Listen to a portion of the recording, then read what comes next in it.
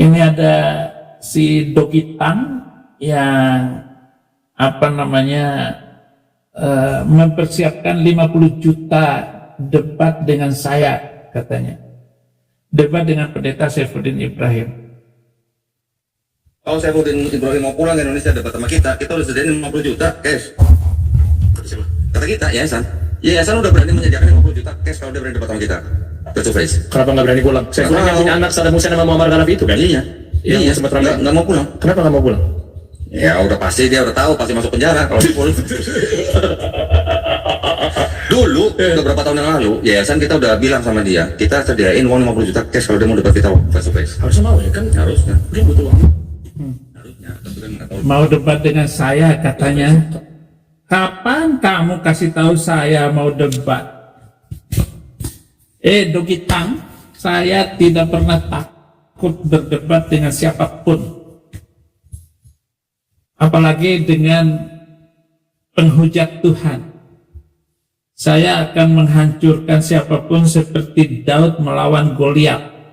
Dan sekarang saya bukan lawan kalian saja.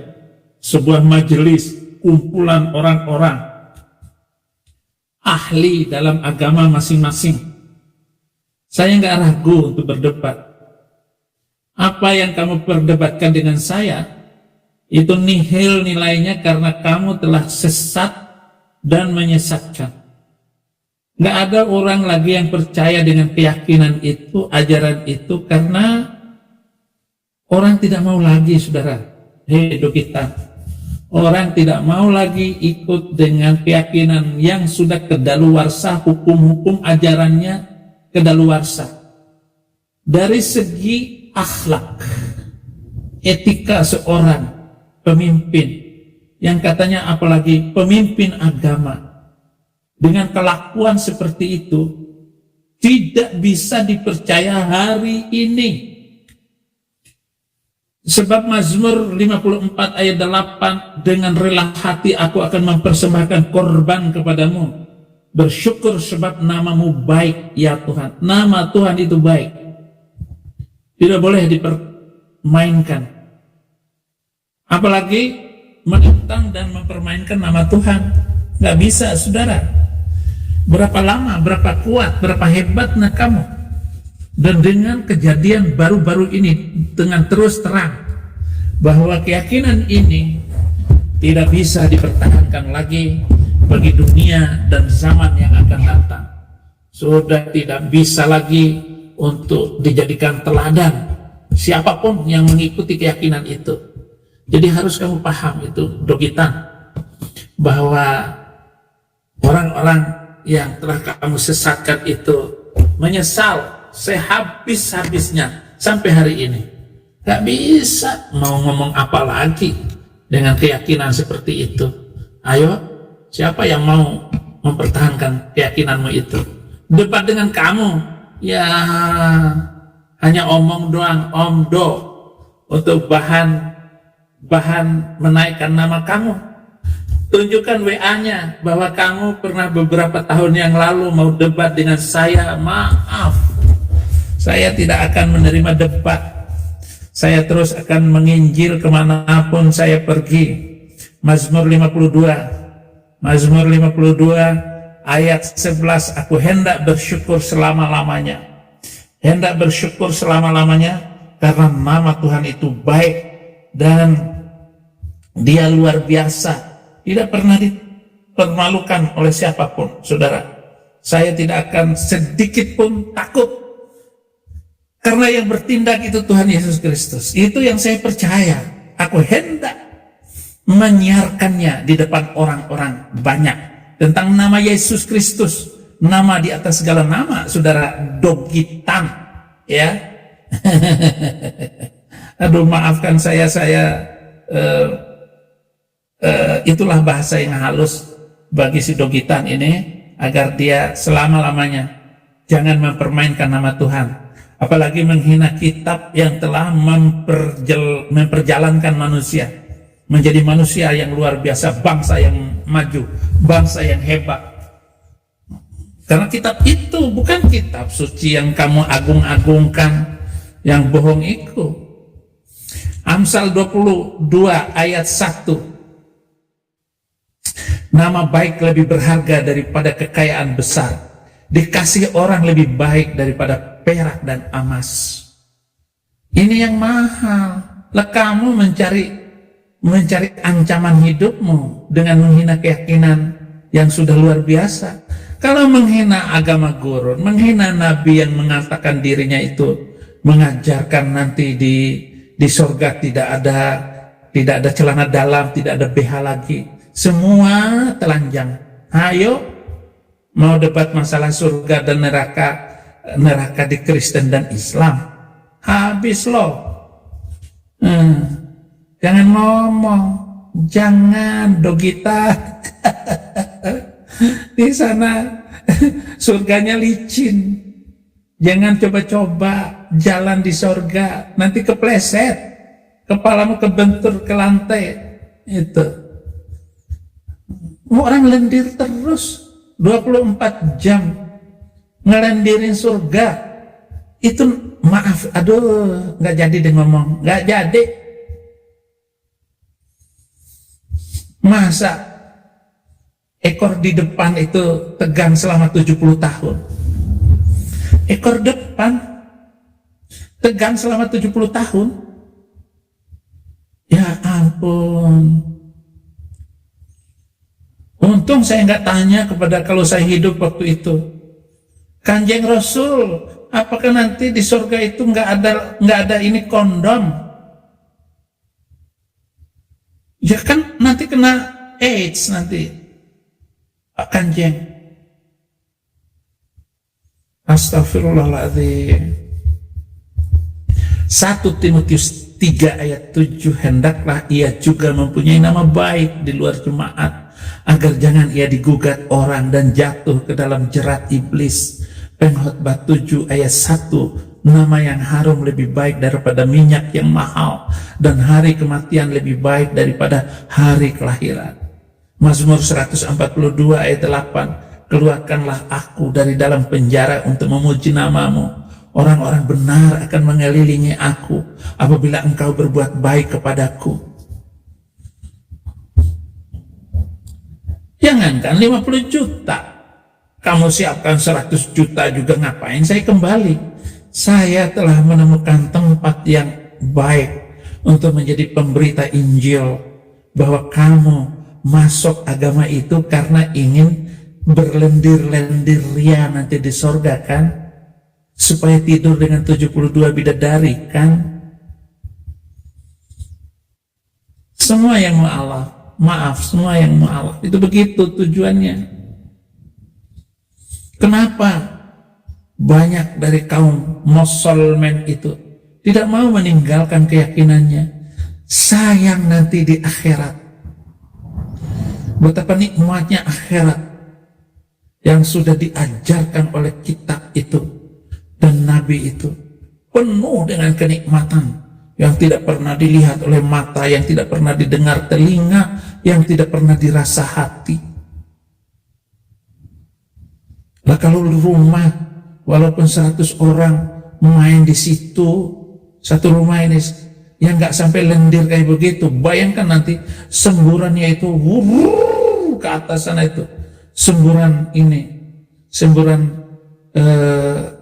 air tajamnya itu, air yang keluar dari ini. Ya ampun, astaga. Jadi orang tega, saudara-saudara, masuk agama palsu itu agar menikmati 72 bidadari. Betapa indahnya yang ditawarkan Nabi Arab. Apa yang telah dimateraikan dengan cincin, saya tidak dapat tarik kembali. Cincin ini materai iman cinta. Ester 8 ayat 8, tuliskanlah atas nama raja apa yang kamu pandang baik tentang orang Yahudi, dan materaikanlah surat itu dengan cincin materai raja, karena surat yang ditulis atas nama raja dan dimateraikan dengan cincin materai raja tidak dapat ditarik kembali. Sekali Yesus, tetap Yesus. Jadi bukan mempertanggungjawabkan perbuatan saya yang tidak pernah salah. Itu hukum-hukum kejahatan sebuah negara atas rakyatnya yang karena beda keyakinan dan dikatakan menghina agama mayoritas. Sebut dong pasal penistaan agama. Kami tidak pernah takut dan ragu untuk tetap mengatakan Injil itu adalah kebenaran sejati. Yeskiel 43 ayat 7, dan ia berfirman kepadaku, hai anak manusia, inilah tempat tahtaku dan inilah tempat tapak kakiku, disinilah aku akan diam. Shalom teman-teman, sahabat terkasih, berjumpa lagi dengan saya di channel ini. Saya ucapkan terima kasih banyak sebesar-besarnya, hatur nuhun kepada semuanya, kepada para penonton, followers di channel ini yang telah membantu mensubscribe, men-like ataupun berkomentar. Terima kasih atas dukungannya. Dan sebelum menyaksikan, bagi yang belum subscribe, mohon dibantu di subscribe ya, agar saya terus semangat. Dan jangan lupa ditonton sampai selesai ya, agar tidak ada kesalahpahaman, supaya apa yang disampaikan memberikan manfaat. Amin. Selamat menyaksikan ya semuanya. Di tengah-tengah orang Israel untuk selama-lamanya, dan kaum Israel tidak lagi akan menajiskan namaku yang kudus, baik mereka maupun raja-raja mereka, dengan pesundalan mereka atau dengan mayat raja-raja mereka yang sudah mati. Tidak ada urusan. Kalian bertungkus lumus bejatullah wacabulullah. Kamu sekali lagi menyinggung kayak begini terus donggitan, itu bukan menyelesaikan masalah dengan saya. Enggak ada urusan. Kalau saya sudah mendapatkan ketenangan karena memberitakan Injil ini, untuk apa saya pulang? Dan dengan cara Tuhan yang ajaib, saya langsung diviralkan ketika saya ada di Amerika. Nggak ada urusan dengan ditangkap polisi segala. Pokoknya untuk sisa-sisa akhir hidup saya akan tetap menjadi pemberita firman. Akhirnya nama Yesuslah segala-galanya. Kisah Para Rasul 19 ayat 17. Hal itu diketahui oleh seluruh penduduk Efesus, baik orang Yahudi maupun orang Yunani. Maka ketakutanlah mereka semua, dan makin masyhurlah nama Yesus Kristus. Nama Yesus Kristus yang akan terkenal, bukan nama Nabi Lo, ya, bukan nama Nabi Lo. Walaupun lo teriak-teriakin 17 kali, nyanyi-nyanyi, solawat-solawat, dan lihat akan kehancuran para habib ini, para dai-dai yang telah mempermalukan firman Tuhan. Ajaran kamu buih di lautan. Seluruh ibadah buatan manusia yang diajarkan Nabi Arab itu menjadi rendah. Coba bayangkan 300 ayat itu yang menjadi malapetaka bangsa-bangsa. Teriak-teriak, matiin orang kafir, pelangi orang kafir, hancurin orang Yahudi dan orang Kristen, hancurin Yang kalah kamu, yang mati kalian, mati konyol semua. Teriak, matiin orang Yahudi dan orang Kristen. Banyak yang mati siapa? Amerika, Rusia tetap menjual harta kekayaan ini, senjata apapun, kepada kalian. Alap-alap ini mati terus tiap hari. Rusia jual kepada lawan dari Amerika, Amerika jual kepada lawannya. Udah adu-aduan. Pesawat terbang terus teriak-teriak di udara, boom, boom, dor, habis. Itu sebabnya hancur. Hapus 300. Hapus 300 itu akan mempermudah kehidupan kalian.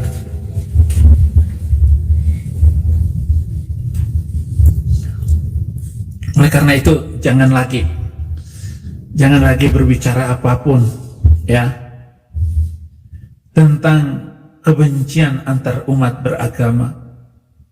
Udahlah, hidup normal aja, hai orang-orang Arab. Jangan kanda dongditan ngawur.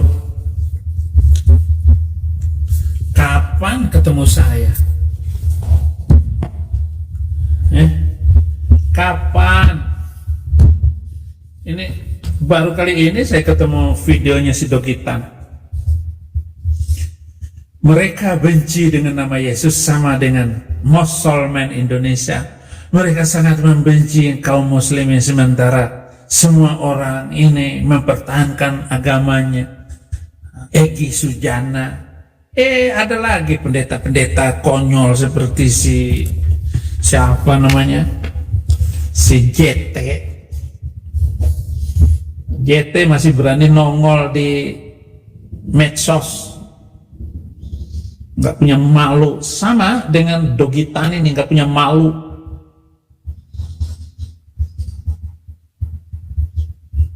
JT bela Islam. Kasihan ini pendeta Oon. Udah dibilang jangan ngomong-ngomong tampil di YouTube loh, nanti saya permalukan lagi. Nggak boleh. Ini Babe Aldo diwawancara JT. Saking inginnya dihormati si JT ini, Kalibata, GBI Kalibata, si JT ini. Apa maksudnya? Cari untung dari situ. Hebat-hebatin oneness kamu.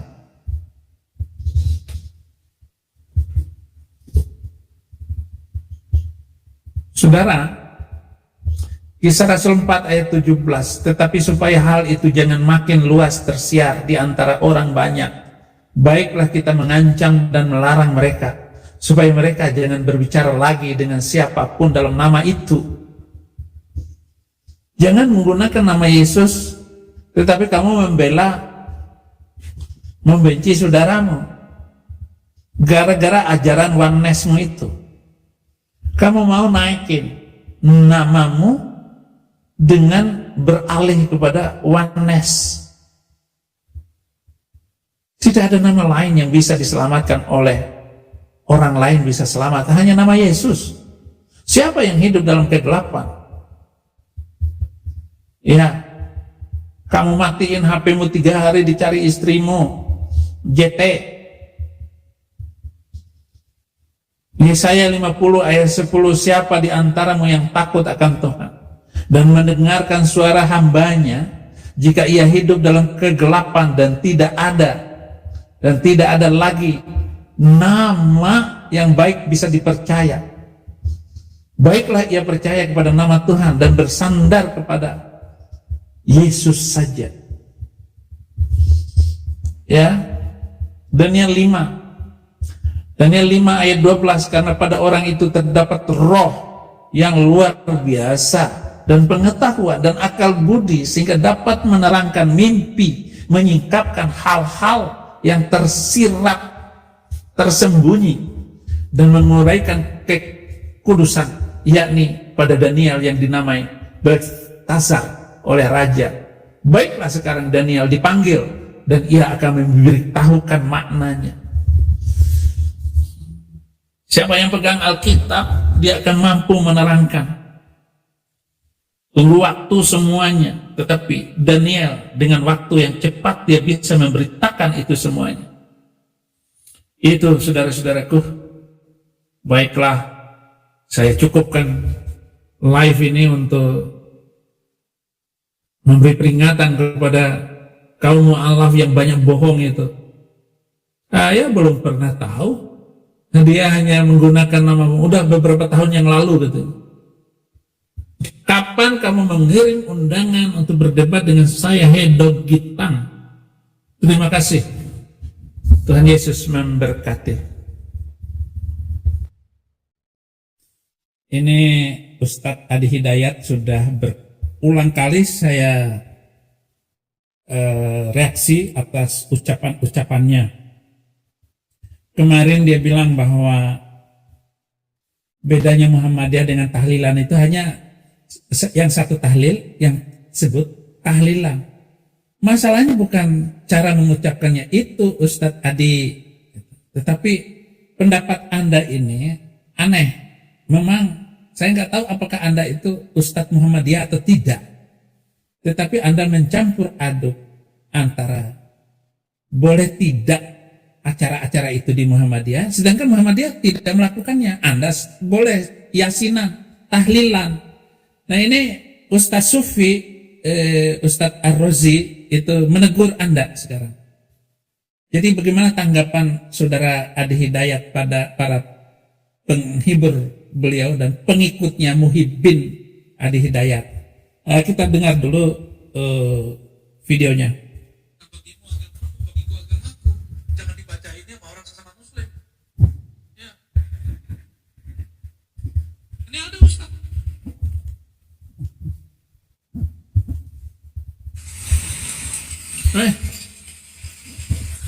Gimana sih, Nek? Attention Navy firefighter. Ya, bagimu agamamu, bagiku agamaku. Jangan dibaca ini sama orang sesama muslim. Ya. Ini ada Ustaz. Saya agak kecewa, kita biasa belain Muhammadiyah loh. Ini ada Ustaz Muhammadiyah. Ketika ditanya, boleh nggak Ustaz baca Barzanji? Apa kata dia? Lakum dinukum oleh adin. Gila. Itu lakum dinukum ayatnya surat Al-Kafirun, bukan Al-Muslimun. Tidak benar dia pakai ayat itu. Lakum dinukum, bagimu agamamu, bagiku agamaku. Berarti beda dong apa kita.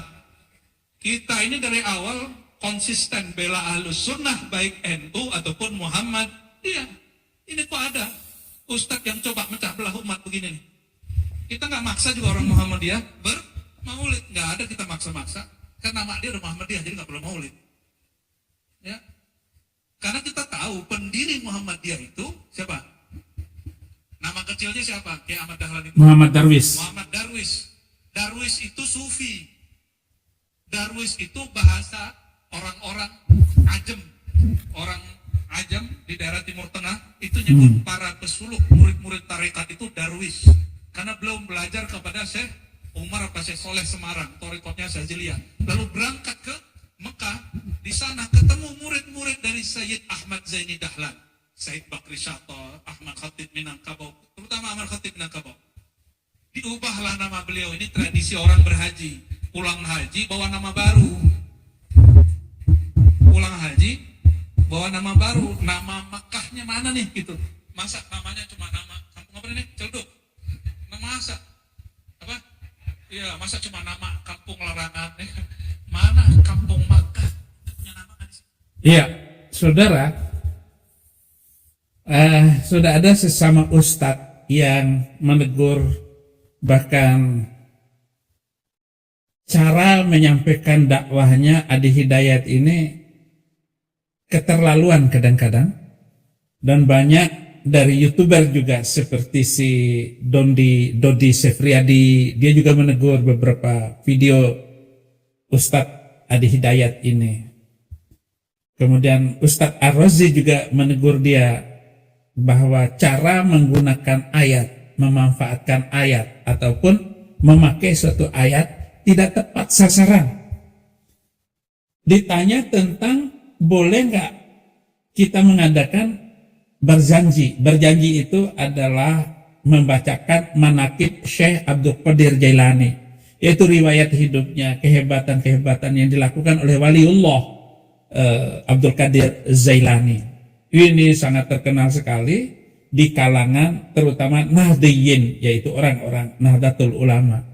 Tetapi sekarang ini mawas dirilah saudara Adi, jangan keterlaluan. Apapun keadaan Anda dan Anda sudah terkenal dan sudah kaya, saya nggak tahulah kekayaan Anda itu datang dari mana, tetapi memang ustadz yang sudah menasional itu pasti mempunyai banyak harta kekayaan dari sumbangan-sumbangan sukarela dari tokoh-tokoh Islam dimanapun Anda berada. Tetapi ketika Anda berbicara lakum dinukum waliyadin, itu adalah tidak tepat untuk mengatakan itu sesama muslim.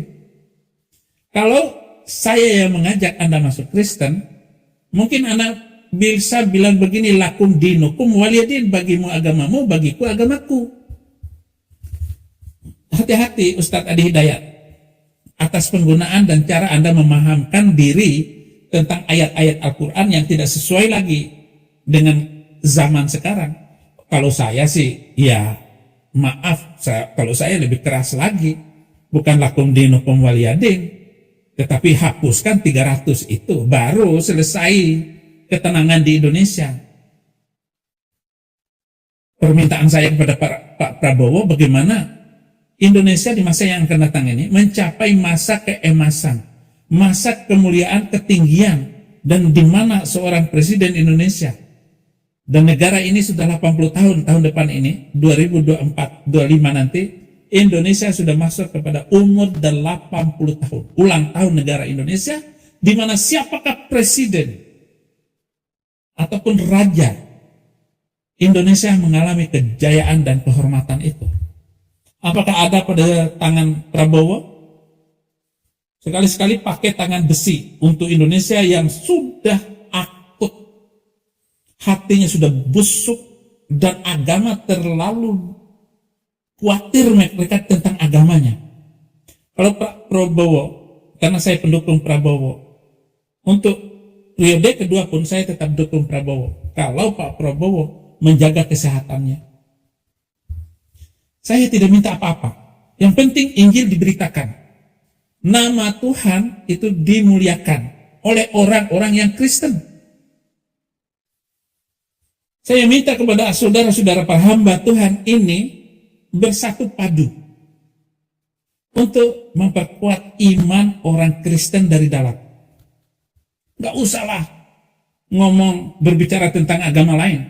Biarkan saya dan orang-orang yang peduli untuk membawa muslim itu supaya mereka masuk Kristen. Mereka kan hanya takut dibilang murtad, takut dasar manusia masuk neraka, tanpa pengertian yang jelas, tanpa pengertian yang benar. Hanya sekedar ngomong, tetapi tidak bisa membuktikan bahwa Islam adalah agama yang diridhoi Allah. Oke, saya setuju Islam agama yang diridhoi Allah. Bukankah Kristen lebih diridhoi oleh Allah daripada agama kamu? Karena sumber kemenangan, sumber kebenaran, sumber kepastian masuk surga itu hanya ada di dalam Kristen, bukan di Islam. Ini yang perlu saya sampaikan. Kembali lagi kepada Ustadz Adi Hidayat. Negara kita ini sudah banyak berat, perabotnya terlalu berat. Bagaimana menghabisi para pecundang dan pencuri uang negara. Bagaimana para menteri ini dengan sukacita bekerja sungguh-sungguh tanpa harus mencuri, tanpa harus merasa berjasa dari partai mana Anda didukung. Karena partai itu sudah menitipkan menterinya di sini, tolong dong orang-orang partai jangan memeras menteri yang duduk di dalam kabinet yang akan datang. Jangan begitu lagi. Kalau dari profesional, bekerja, berkaryalah secara profesional. Bagaimana beratnya ini negara. Beban. Karena tikus dan pencuri itu ada di tangan para pemimpin. Nah, mulai dari kepala desa, saudara-saudara. Kepala desa, camat, bupati, gubernur, sampai tingkat menteri. Kalau Pak Prabowo tidak bisa menjaga, bukankah uang Pak Prabowo itu presiden paling kaya di Indonesia? Janganlah Pak Prabowo ikut memakan uang negara. Saya tahu ketulusan Bapak. Saya tahu perasaan hati Bapak dan air mata Bapak untuk bangsa Indonesia. Tetapi juga lihatlah orang-orang di Papua sana, di mana harta kekayaan pulau itu untuk kepentingan pusat. Tolong diperhatikan orang Papua gunung, orang Papua pantai. Minta, mereka sudah banyak menderita, Pak. Saya melayani di Papua itu lama sekali. Kekacauan para ulama-ulama ini, terutama Adi Hidayat dan juga Somad itu, dia tidak punya hati nurani untuk membangun agamanya sendiri. Yang dimunculkan oleh mereka adalah perpecahan dari agama mereka sendiri. Mereka sangat mengalami perpecahan itu di dalam agamanya sendiri. Oleh karena itu saya berdoa dan berharap kepada Anda semua agar sesama ulama Islam jangan lagi mengajarkan apa yang telah diajarkan oleh para habib-habib itu. Itu ajaran palsu dari nenek moyangnya. Agar kita semua tidak terhasut, terintimidasi, tertipu oleh ajaran kaum Ba'lawi itu. Itu mereka tidak bertanggung jawab kecuali untuk menaikkan namanya, bahwa turunan mereka itu sangat terhormat. Para anak Nabi, turunan Nabi itu harus dihormati. Kalian sudah jauh dari darah itu. Yang disebut turunan itu ya anak, menantu, cucu, cicit paling jauh. Cicit. Kalau sekarang ini turunan ke berapa? Sudah 38, 39. Lo kok ikut-ikutan dibawa ke sini sebagai turunan puak-puak itu? Sudah gak ada lagi. Bahkan sudah ada banyak turunan Nabi yang terima Yesus. Saya punya anak rohani Al-Attas.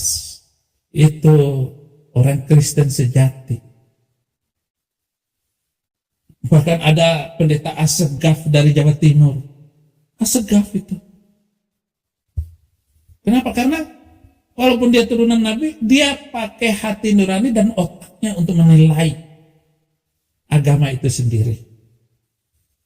Ini saja live saya ini, di-sharekan videonya, dan para petugas lapangan penginjilan, jangan takut. Mari terus kita tabuh genderang perang melawan roh-roh di udara dan pemerintah-pemerintah, penguasa-penguasa di udara itu.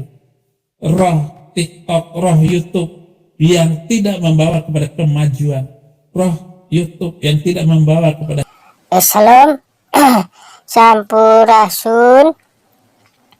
Assalamualaikum warahmatullahi Yesus wabarakatuh. Alhamdulillah Yesus ya Rabbil Alamin. Segala puji kita panjatkan kehadiran Gusti Kanjeng Yesus. Ya Abi, ya Aba, ya Bapak, tuturlah berilah hambamu ini berkat, kesehatan, serta sehat jasmani Oke teman-teman, itulah tadi tayangan yang telah disampaikan oleh teman-teman dari Apologet Kristen. Semoga apa yang disampaikan memberikan manfaat, pencerahan, dan jangan lupa dibantu di like and subscribe ya. Terima kasih.